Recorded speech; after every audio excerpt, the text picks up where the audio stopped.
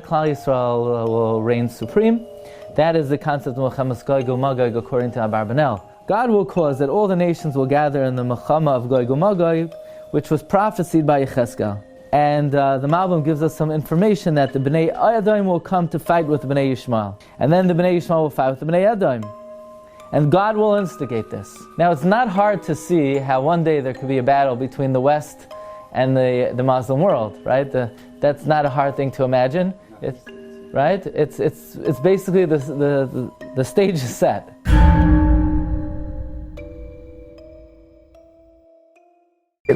So we've got breaking news from the Middle East, and this is significant. Moments ago, the Israeli military is saying that it conducted a strike against senior Hamas leadership. Multiple explosions reported not in Gaza, but in the capital city of Doha in Qatar. Israel's strike on Qatar is no ordinary event. It's the clearest sign yet that Washington's Middle East policy lies in ruins. Not because of weakness alone, but because Israel no longer obeys America. Rather, America is compelled to obey Israel. Did they notify you in advance, Mr. President? Did Israel tell you in advance? So you were caught by surprise, sir? You were caught by surprise? I'm never surprised by anything. The mask has slipped, and the world now sees who truly commands. When Israel struck Iran during sensitive nuclear talks, it humiliated America before the world. Iran, meanwhile, has been crippled by sanctions, American sanctions. Its economy strangled, its people suffering. But despite all this, Iran has stood firm in resisting Zionist expansion. Yet for decades, much of the Sunni world chose to see Iran as the problem, accepting the Western narrative that painted Iran as the aggressor. But today, the truth is plain. Israel is the real aggressor. It strikes not only its declared enemies, but now even those who once called themselves its partners. Qatar is proof. America's closest ally in the Arab world, host to its largest base in the region, was struck by Israel, and America could do nothing. Maybe America knew. Maybe they didn't. But this is unprecedented in diplomatic history. An ally under the direct protection of a superpower openly attacked without consequence. Israel, that is at the juncture in the road, the fork in the road.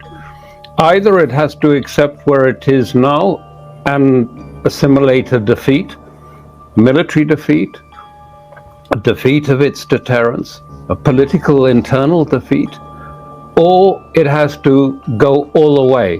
Armageddon, war, Amalek. And the point is, we all look at this in sort of rational, extremely rational terms and say, well, it's not sensible to do that. But it's become increasingly, an eschatological war, a war about the end of times. And for Israel, you even hear them talking about it, either it's got to be a great victory or else we're talking about some sort of complete failure. The Holy Quran has warned of people who would become the most arrogant, ruling with oppression. We are witnessing it unfold.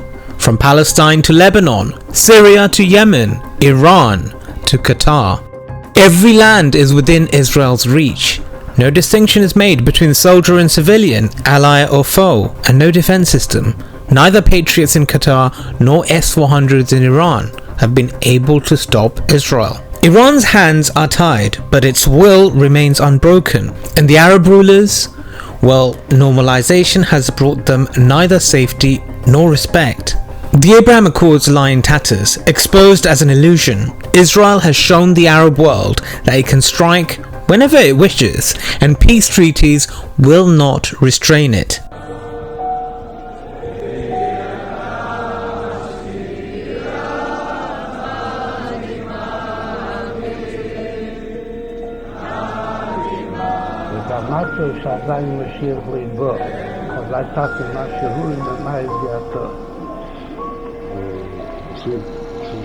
Israel's ambition is far greater. It seeks open dominion, the final stage of its rise as the ruling state in the world order.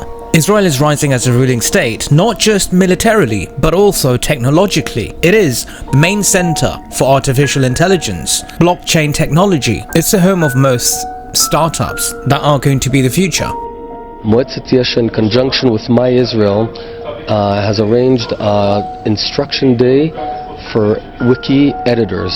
The goal of the day is to teach people how to edit in Wikipedia, which is the #1 source of information today in the world. As a way of example, if someone searches the Gaza flotilla, we want to be there. We want to be the guys who influence what is written there, how it's written, and to ensure that it's balanced and Zionist in nature. And the Arab world have already been dazzled by the false Messiah's promise. It's why they invest heavily in Israel.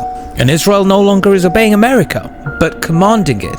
This is the stage Sheikh Imran Hussein warned of, a world order preparing to welcome Dajjal the Antichrist into our time and space. The Messiah they await is not Jesus, but a counterfeit savior. You see, the world's elite, they come and go, they die, they live, they die, but the agenda lives on. Someone new always takes their place, because these people are being guided by unseen entities. People in the past, people right now, and people who are to come in the future. Voices are whispering the same command. Otherwise, how do we explain a project that never ends? The deception that will come when Israel establishes total control over the Middle East, people will see it as salvation, but for many will be tyranny. Our test is spiritual and social. Only unity can destroy this deception of Dajjal. We need a common moral front, a moral front that's rooted in justice and compassion and dignity of every human being. Thanks for listening to the Independent Islamic Republic. Assalamu alaikum. Have a good night.